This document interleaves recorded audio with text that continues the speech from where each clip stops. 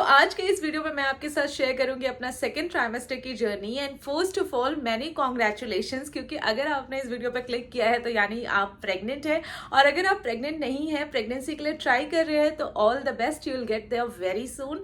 अब मैं बताती हूँ कि जो प्रेगनेंसी जर्नी है ना, ये चैलेंजेस के साथ साथ बहुत ही ज़्यादा ब्यूटीफुल जर्नी है।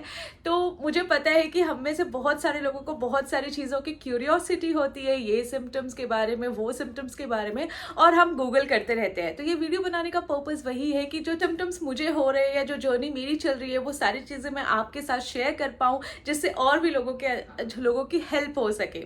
तो एक जो सेकेंड ट्राइमेस्टर की जो जर्नी होती है ना, कहते हैं कि ये बहुत ही ज़्यादा बहुत गोल्डन पीरियड होता है। इस टाइम पे आप अपना बेबी मून प्लान कर सकते हैं, कोई वेकेशंस पे जाना है तो वो जा सकते हैं, क्योंकि फर्स्ट ट्राइमेस्टर थोड़ी डेलिकेट होता है। और फर्स्ट ट्राइमेस्टर ख़त्म होने के बाद जो सेकेंड ट्राइमेस्टर होता है, वो लोगों को बहुत ज़्यादा रिलीफ मिलता है, क्योंकि सिम्टम्स आपके जो फर्स्ट ट्राइमेस्टर के होते हैं वो बहुत सारे नीचे जा रहे होते हैं, और सेकेंड ट्राइमेस्टर के जो सिम्टम्स हैं वो इतने ज़्यादा प्रॉम्प्ट नहीं होते हैं कि आपको ज़्यादा डेली बेसिस पे कोई प्रॉब्लम फेस करनी पड़े।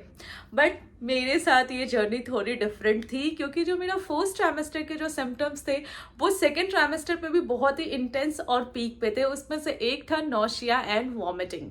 तो नौशिया एंड वॉमिटिंग ने मुझे मेरे फर्स्ट ट्राइमेस्टर में तो परेशान किया ही, वो मेरे सेकेंड ट्राइमेस्टर यानी फर्स्ट टू फिफ्थ मंथ तक मुझे कंसिस्टेंट नौशिया और वॉमिटिंग की जो प्रॉब्लम थी वो चल ही रही थी। मतलब मैं फोर्थ और फिफ्थ मंथ में भी कुछ भी नहीं खा पा रही थी, और फिफ्थ मंथ तक मेरा कोई भी वेट गेन नहीं हुआ था। मतलब आप लगा लो मेरा 100 ग्राम वेट भी नहीं बढ़ा था, जो मेरा प्री प्रेगनेंसी वेट था वही चल रहा था। और इस टाइम पे डॉक्टर भी थोड़ा कंसर्न हो गए थे कि मतलब थोड़ा वेट गेन तो होना चाहिए। तो उन्होंने मुझे बोला था कि अगर तुम्हारा वीकली 100 ग्राम वेट भी बढ़ जाएगा ना, तो मेरे लिए वो बहुत अच्छा है, क्योंकि वेट तुम्हारा बढ़ना चाहिए, वो कम नहीं होना चाहिए। तो जो मेरी फिफ्थ मंथ की जो चेकअप था उसमें मेरे डॉक्टर ने मुझे ये बोला था। उसके बाद मेरे डॉक्टर ने मुझे ये कहा था कि अगर नौशिया, वॉमिटिंग या ये सारी चीज़ें मेरे को अभी भी परेशान कर रहा है, तो उन्होंने कहा था चेंज ऑफ इन्वायरमेंट शायद तुम्हें हेल्प करे।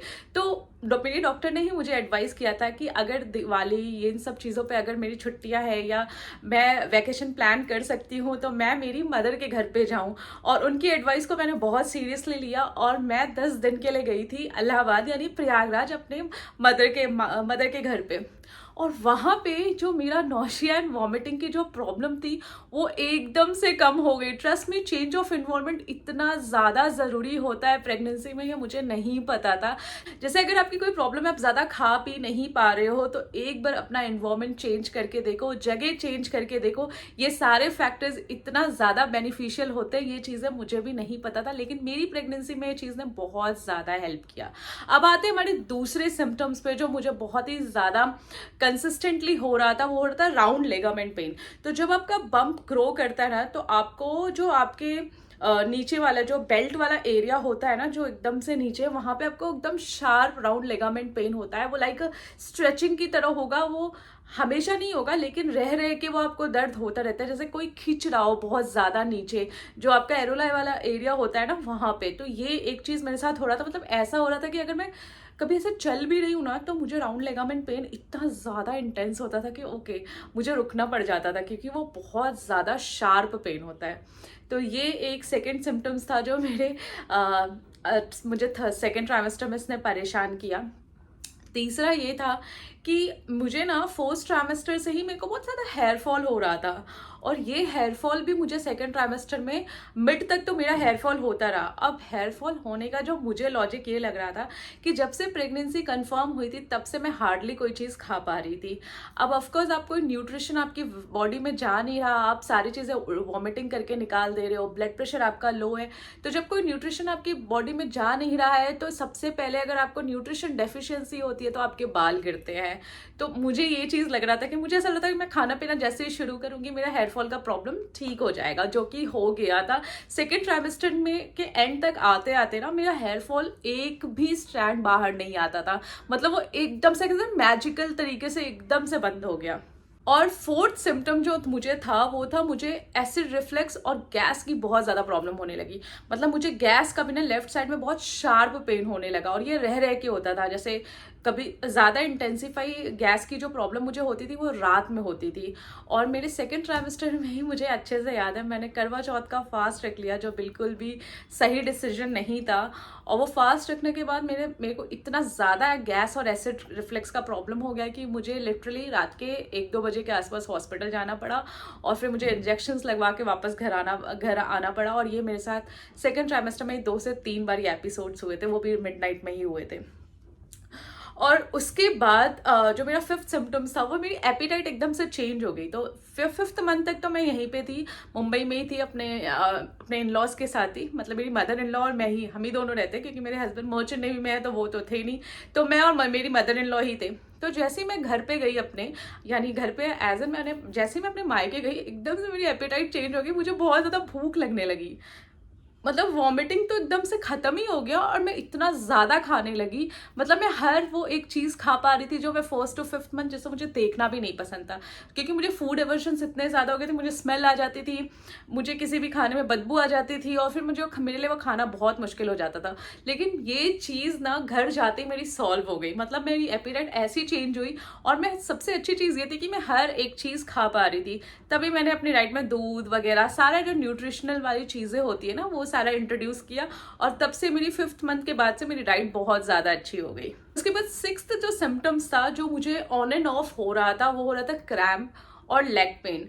तो जो मेरे काफ मसल्स थे ना, उसमें मुझे बहुत ज़्यादा पेन होने लगता था। जैसे ही रात होता था ना, एकदम जैसे रेस्टलेस लेग सिंड्रोम बोलते हैं, मुझे रात में बहुत ज़्यादा पेन होने लगे। मतलब ऐसा लगता था जैसे पैर को बहुत ज़्यादा पटकूं। और ये जो लेग के क्रैम्प्स थे ना, ये मेरे सेकेंड ट्राइमेस्टर से स्टार्ट होते होते, जब तक मेरी डिलीवरी नहीं हुई तब तक मुझे ये प्रॉब्लम होता ही था। और ये रात में ही इंटेंसीफाई होता है। जैसे ही आप सोने के लिए एकदम रिलैक्स पोजीशन में जाते हो ना, वैसे ही आपको इतना शार्प लेग पेन होना शुरू हो जाएगा ना कि आपके लिए सोना ही मुश्किल हो जाएगा। तो इसका एक सोल्यूशन मैं ये करती थी कि मैं गर्म पानी में थोड़ी देर सोने से पहले 10-15 मिनट तक पैर को डाल के बैठती थी, और इससे मेरे मसल्स बहुत ज़्यादा रिलैक्स हो जाते थे और मुझे बहुत ज़्यादा हेल्प मिलती थी। और दूसरी चीज़ मैं ये कर रही थी कि पिलो रख लेती थी और अपने पैर को थोड़ा एलिवेट करके रखती थी। तो इससे भी मुझे बहुत हद तक बहुत ज़्यादा आराम मिलता था। और एक और सिम्टम जो मैं इस टाइम पे फेस कर रही थी, वो मैं फेस कर रही थी इंसोम्निया। मतलब मुझे अब नींद आना बंद हो गया था। मतलब मुझे इतना ज़्यादा डिस्कम्फर्ट फील होने लगा था, क्योंकि बम बहुत ज़्यादा ग्रो करने लगा था। क्योंकि सेकेंड ट्राइमेस्टर के एंड तक आते आते आपका बेबी बम जो है बहुत ज़्यादा ग्रो करने लगता है, और उसकी वजह से बहुत ज़्यादा डिस्कम्फर्ट मुझे शुरू हो गया था, और उसकी वजह से मुझे नींद नहीं आती थी। तो इंसोम्निया भी मैं सेकेंड ट्राइमेस्टर के एंड तक आते आते फेस करने लगी थी। और इसी के साथ मुझे एक और चीज़ होता था कि मेरे लिप्स बहुत ज़्यादा ड्राई हो जाते थे। मतलब मैं कोई भी लिप बाम लगा लूँ, कितना भी मॉइस्चराइजिंग लिप बाम लगा लूँ, मेरा लिप्स कंटिन्यूसली ड्राई ही रहता था। जैसे चैप लिप्स नहीं थे, जैसे पूरी स्किन निकल रही हो। मैं कितना भी वाटर इनटेक का अपना अच्छा रखूँ, लेकिन मेरा ड्राई लिप्स होते ही रहते ही थे। और ये भी मुझे डिलीवरी तक ही रहा है।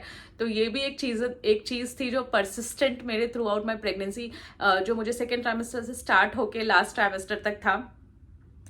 और इसी टाइम पे मुझे होने लगा था कॉन्स्टिपेशन। तो कॉन्स्टिपेशन मुझे स्टार्ट हो गया था मेरे 4th ट्राइमेस्टर के एंड में, और सेकेंड ट्राइमेस्टर के जो 1st और 2nd मंथ है, यानी 4th और 5th मंथ, उसमें मुझे बहुत ज़्यादा कॉन्स्टिपेशन होता था। और मुझे ऐसा लगता था कॉन्स्टिपेशन मुझे इसीलिए हो रहा है क्योंकि मैं कोई भी चीज़ फाइबर वाला जा नहीं रहा था पेट के अंदर, कोई भी चीज़ मैं डाइजेस्ट नहीं कर पा रही थी, सारी चीज़ें वॉमिटिंग के थ्रू निकल जाता था, पानी का लेवल भी बॉडी में ज़्यादा था नहीं, तो इसकी वजह से मुझे कॉन्स्टिपेशन होने लगा। तो जैसे ही मैं अपने 4th 6th मंथ पे जैसे ही मैं घर गई थी 10-15 दिन के लिए, वो टाइम पे मेरी डाइट एपिटाइट तो चेंज हुआ ही, और एक चीज़ जो मैंने ट्रिमेंडसली मेरे अंदर चेंज हुई, मेरा कॉन्स्टिपेशन का प्रॉब्लम डे 1 से ही ख़त्म हो गया। मतलब आप लगा लो 6 मंथ में मैं 10 दिन गई, दिवाली के बाद मैं अपने घर गई, और वहाँ पे मैं 10-15 दिन रही। मेरी एपिटाइट भी चेंज अच्छी हो गई, मुझे नॉशिया और वॉमिटिंग भी मेरा खत्म हो गया, और मेरा कॉन्स्टिपेशन भी अपने आप क्योर हो गया। और 6 मंथ से लेके टिल डिलीवरी तक मैंने कभी भी कॉन्स्टिपेशन फेस नहीं किया, क्योंकि जनरली लोगों को 3rd ट्राइमेस्टर लास्ट ट्राइमेस्टर में बहुत ज़्यादा कॉन्स्टिपेशन की प्रॉब्लम होती है, लेकिन मेरी एक कॉन्स्टिपेशन की कोई भी प्रॉब्लम मैंने फेस नहीं किया अपने 2nd ट्राइमेस्टर के मिड से। और इसका रीज़न मैं यही मानती हूँ कि मैं बहुत ज़्यादा एक अच्छी बैलेंस डाइट ले रही थी, जिसमें फाइबर, प्रोटीन, न्यूट्रिशन सारी चीज़ें मतलब थी। अगर आप माइंडफुल ईटिंग और बैलेंस्ड ईटिंग करते हो ना, आपने अगर फाइबर का इंटेक अच्छा लगा हुआ, फ्रूट फॉर्म में खा लो या कोई भी फॉर्म में लो, तो आपको कॉन्स्टिपेशन की प्रॉब्लम नहीं होगी। क्योंकि जनरली जो प्रेगनेंसी में ना लोगों को कॉन्स्टिपेशन की प्रॉब्लम होती है, जिसके वजह से उनको पाइल्स हो जाता है या हेमोरॉइड जैसी प्रॉब्लम फेस करते हैं। तो अगर आप कॉन्स्टिपेशन को अवॉइड करोगे उतना आपके लिए अच्छा होगा। और जितना आपने इसका फर्स्ट सेकेंड ट्राइमेस्टर में ध्यान रखा ना, तो लास्ट ट्राइमेस्टर में होते होते भी आपको इतनी ज़्यादा कॉन्स्टिपेशन नहीं होगा। और मेरे सेकेंड ट्राइमेस्टर के एंड तक मुझे ना बेबी बम पे बहुत ज़्यादा इचिंग शुरू हो चुका था, जो मेरे नीचे स्पेशली पेट के नीचे निचले वाले हिस्से में ना बहुत ज़्यादा मुझे इचिंग होती थी। बहुत मतलब मैं कितना भी इसे मॉइस्चराइज रखूँ, मैं एक चीज़ जो परसिस्टेंटली कर रही थी वो कर रही थी कोकोनट ऑयल लगा रही थी, स्ट्रेच मार्क्स ऑयल भी मैं बहुत सारे लगा रही थी। तो मैंने 2-3 तरीके के ऑयल रखे थे, जिसमें एक बादाम का तेल था, एक नारियल का तेल था और एक स्ट्रेच मार्क्स क्रीम था, जो मुझे याद नहीं आ रहा कौन सी कंपनी का था, क्योंकि मैंने वो चीज़ें इंस्टाग्राम पे शेयर किया है, तो अगर आप चाहो तो वहाँ पे चेकआउट कर सकते हो। ये 3 चीज़ें मैं ऑन एंड ऑफ लगा रही थी, लेकिन ये भी हेल्प नहीं कर रहा था, क्योंकि जब आपका बेबी बम ग्रो करता है ना, वो जो इचनेस शुरू होती है ना, वो आई थिंक किसी भी चीज़ से क्योर नहीं होता। कम ज़्यादा होता होगा लोगों को, किसी को बहुत ज़्यादा होता होगा, किसी को कम होता होगा, लेकिन ये चीज़ सबको होती है। और चाहे आप कितना भी लगा लो, बॉडी बटर लगा लो, सब चीज़ लगा लो, इचनेस तो रहती ही रहती है। सो ये थे मेरे सेकेंड ट्राइमेस्टर की जर्नी और सिम्टम्स। मैंने जो सबसे ज़्यादा जो चीज़ें फेस की वो मैं आपके साथ शेयर कर पाई, क्योंकि मैंने अपने प्रेगनेंसी के टाइम पे ये सारे नोट्स बनाए थे, जो भी चीज़ें मुझे हो रही थी, ताकि मुझे पता था कि मैं एक बार मेरा ये सब कुछ स्मूथली हो जाएगा तो मैं आपके साथ ज़रूर शेयर करूँगी। अगर मैं कोई चीज़ भूल रही हूँ या आपको मुझसे कोई और क्वेश्चन पूछना है तो आप मुझे कॉमेंट सेक्शन में बता सकते हैं। ऑल्सो अगर आपकी कोई अलग सिम्टम्स या कोई अलग से जर्नी है जो आप शेयर करना चाहते हैं, तो प्लीज़ आप वो भी कमेंट सेक्शन में शेयर करें, जिससे और भी लोगों की हेल्प हो सकेगी। और आप मुझे बताना कि आपको ये वीडियो कैसी लगी, और आगे मेरी थर्ड ट्राइमेस्टर की जर्नी और सिम्टम्स की वीडियोस मैं आपके साथ शेयर करूंगी। तो जस्ट मेक श्योर कि आप चैनल को लाइक, शेयर एंड सब्सक्राइब करें, ताकि आपको और ऐसे वीडियोस देखने को मिले। Bye bye, take care. Once again, जो भी प्रेग्नेंट है आपको many congratulation, have a healthy pregnancy. अपना बहुत सारा आप लोग ध्यान रखिए, खुश रहिए, जितना हो सके स्ट्रेस को खुद से दूर रखिए। और जो भी अपने प्रेगनेंसी जर्नी पे जाना चाहते हैं या जो ट्राई कर रहे हैं, ट्राई टू कंसीव कर रहे हैं, उनके लिए बहुत सारे best wishes. Have some faith रखने से सारी चीज़ें आप पा सकते हो। और मुझे ऐसा लगता है कि जो भी ट्राई टू कंसीव वाले स्टेज पे है, वो अपना भरोसा, अपना विश्वास अपने ऊपर रखे कि आप भी will get there very soon. It just ये जर्नी होती है, किसी की अभी चल रही है, आपकी शायद आने वाले 1-2 महीने में स्टार्ट हो जाए। सो इसी के साथ मैं इस वीडियो को एंड करना चाहूँगी। बाय, बहुत सारा आप लोग अपना ध्यान रखिए।